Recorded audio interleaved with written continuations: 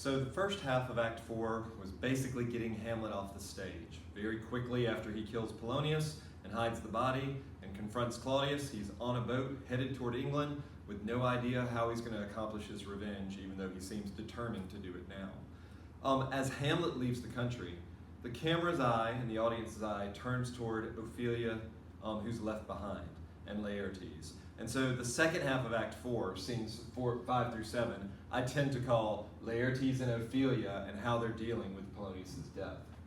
So Act 4, Scene 5 is famous for Ophelia's mad scenes. You know, anybody who knows anything about Hamlet knows that these scenes are coming.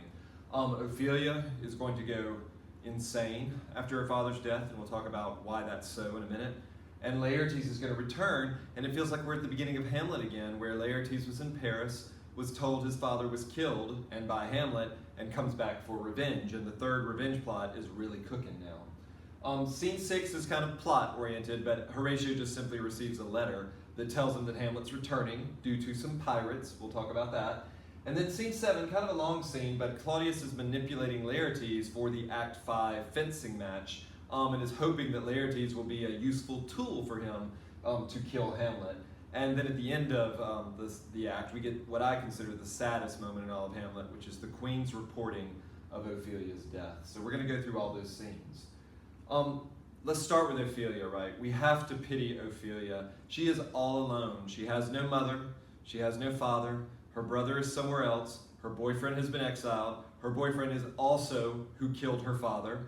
She also believes, and this is kind of the secret to Ophelia's cracking brain, is that she is responsible for her father's death.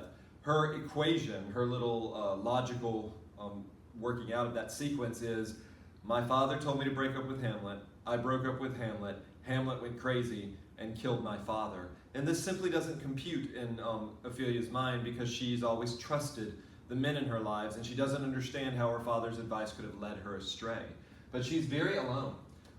And so it's interesting when this scene opens, she is asking, where is the beauteous majesty of Denmark? She's seeking Queen Gertrude. It's almost like subconsciously she needs some sort of feminine presence to make her feel better about it.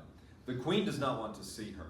A lot of times students want to think that Ophelia's madness is somehow funny, but it is profoundly not funny. If you've ever been to a nursing home and seen people suffering from dementia or Alzheimer's, or if this has happened to one of your grandparents, you know it's the least funny thing in the world because they're almost like a zombie. Their body is here, but their mind is not, and so they feel like they're an empty shell or a ghost.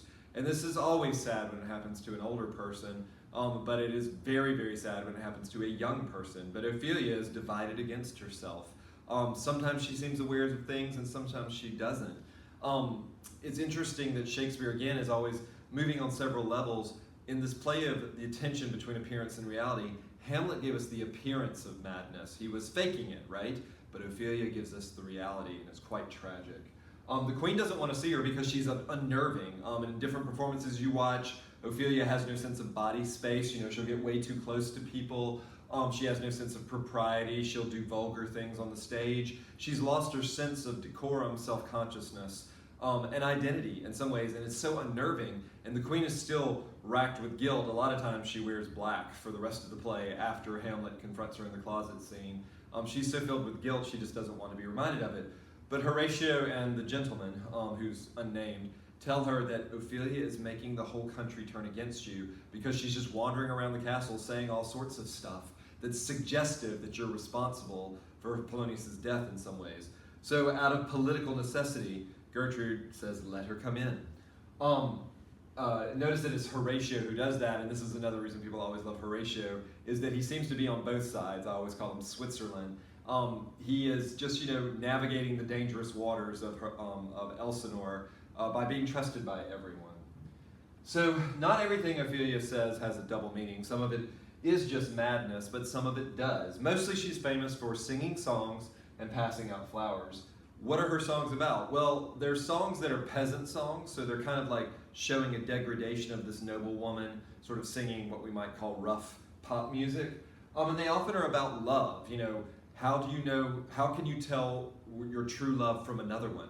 How do you know when somebody really loves you is what Ophelia is singing about. And that seems very appropriate because she was told Hamlet loved her, by Hamlet, and then her father said Hamlet didn't love her, and she doesn't know who to trust. Sometimes her stories are about, or her songs are about love, and other times they're about sordid sexual encounters, which is where some people think that Hamlet and Ophelia had a sexual relationship, because she talks about a lover coming into a room and taking a girl's virginity and then saying, I'm not going to marry you because now you're sullied and you're not honorable anymore. And this seems very terrible and tragic, and maybe it's suggestive of her relationship with Hamlet. All her mad scenes are played differently by the actors. It's a very, very difficult acting challenge, but mostly it just needs to unnerve and sadden both the characters on stage and the audience. Ophelia has two mad scenes. Technically, she has an interaction with the king and queen and then sort of runs off, and Horatio is supposed to follow her. And then she returns in the next scene. In the middle, Laertes returns. So while Laertes is yelling at the king, Ophelia will enter for her second and final scene in the play, which is her second mad scene. Laertes is sort of a generic gentleman. We don't get a lot of personality around him, right? We know he was suspicious of Hamlet. We know he's a Parisian student, possibly a playboy. But he's definitely a foil for Hamlet. Whereas Hamlet is always known for being rational and brainy, maybe too much and thinking ahead, Laertes is impulsive and does not think ahead at all. They're both highly emotional characters, but Hamlet has learned to balance his reason and emotion while Laertes is at the mercy of his. We also can see when Laertes comes in with a crowd of people behind him proclaiming Laertes to be king, that we can see how shaky Claudius's reign is. I mean, they leave immediately, so it's not really that big a threat. But in all productions I've ever seen, Laertes literally runs up to the king and puts his sword right at his neck and demands justice for his dead father. Claudius, true to his character, in every version I've ever seen, pushes the sword tip away and talks Laertes down. Notice that Claudius is always a talker, and tends to manipulate him and says, look, I am guiltless of your father's death, and I am sensibly in grief for it.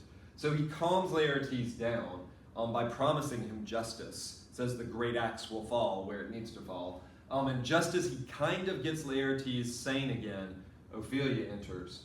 And what's most important to note about this scene is that Ophelia walks in the room and she does not greet her brother at all. Now, in her previous mad scene, she had kind of cheered herself up by saying, my brother shall know of it. So she recognizes she has a brother sometimes, but think about how tragic it is for Laertes to come back, his father to be dead, buried quickly without honors. That's Claudius's mistake because he's trying to cover it up.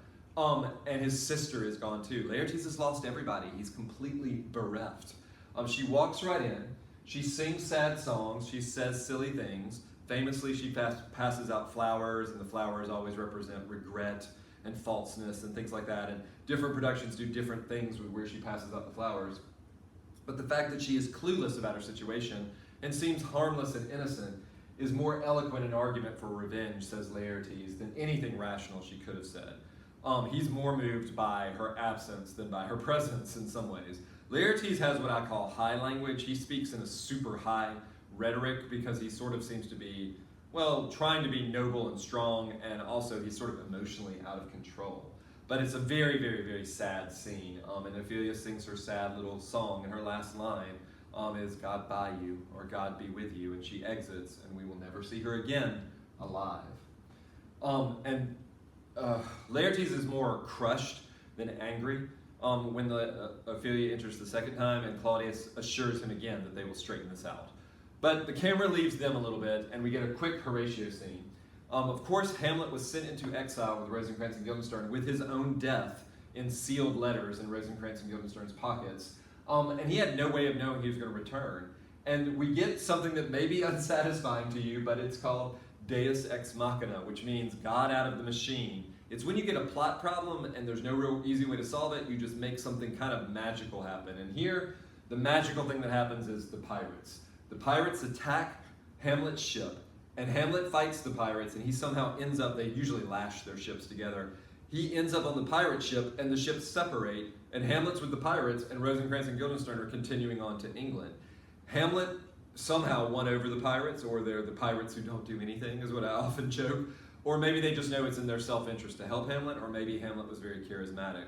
But they agree to take Hamlet back to Denmark. So Hamlet's coming back, and there's no way he could have planned the pirates. Sometimes people want to suggest he did, but I think it is literally an unexpected event that actually changes the course of Hamlet's feelings about everything. Rosencrantz and Guildenstern are continuing to England, and Hamlet just tells Horatio, "Of them I have much to tell." And he's coming back. So we get this idea that, we were worried about how is Hamlet going to return. Well, suddenly he's returning. We know it, but Claudius and Laertes do not. So Act 4, Scene 7 is kind of planning the murder of Hamlet, but they don't really know that for the first half of the scene because Claudius and Laertes don't know Hamlet's returning. So we have this sort of kind of boring scene where Claudius is talking Laertes down, and then suddenly they get the letter where Hamlet announces fearlessly, shamelessly, he addresses Claudius as high and mighty, which is kind of sarcastic. Naked am I set on your shores. Hamlet's not literally naked. He doesn't have an army with him. He's not like Laertes. And he's saying, I'm not afraid. I am not a threat. I'm just going to come and tell you the amazing adventure of how I ended up back in Denmark. Well, the moment they know that Hamlet's returning, they start planning, right? And Claudius is the leader because he's experienced in murder. And they come up with the double murder plan. We're going to have a fencing match. It's not a duel. It's supposed to be a harmless sporting event. And Claudius says that he is going to, Laertes comes up with the idea of, I'm going to poison the tip of my sword.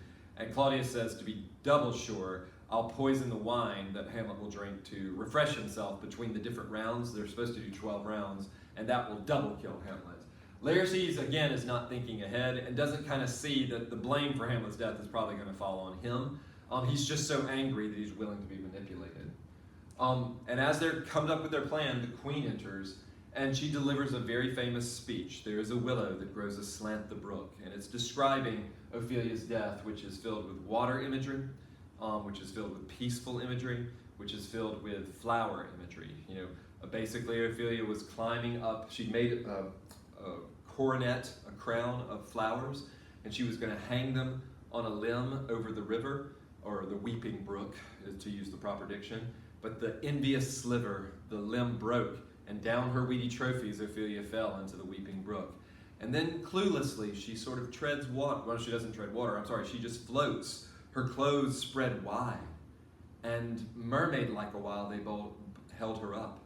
But long it could not be, till her gowns, heavy with their drink, pulled the poor wretch from her melodious lay, because she was singing songs, to muddy death. This is a very mysterious and ambiguous death in this mysterious, ambiguous play, and we're going to talk about, is Ophelia a suicide or an accidental death? And that's indeed how Act 5 will open. Laertes is particularly good here and put in different performance. He's heartbreaking, trying not to cry, not being able not to cry. He's like, too much water hast thou, Ophelia, but he can't stop his tears from crying. He's miserable, he's sad rather than furious. And Claudius says to Gertrude, I just got him calmed down and now you're riling him up again, but he actually seems to be devastated. I do think it's the lowest low in all of Hamlet because it's so, Ophelia is the most innocent. The only guilt she really bears is in lying to Hamlet, and that's because she was obedient to her father, so she was stuck in a really difficult position. But she doesn't seem to deserve a death. So I think this act ends with the saddest and stillest part of Hamlet, and no surprise, Shakespeare will change the tone, and Act 5 will actually open with comedy, take us down low, and then suddenly surprise us with a change of tone. And when we get to Act 5, I rightly call the apocalypse.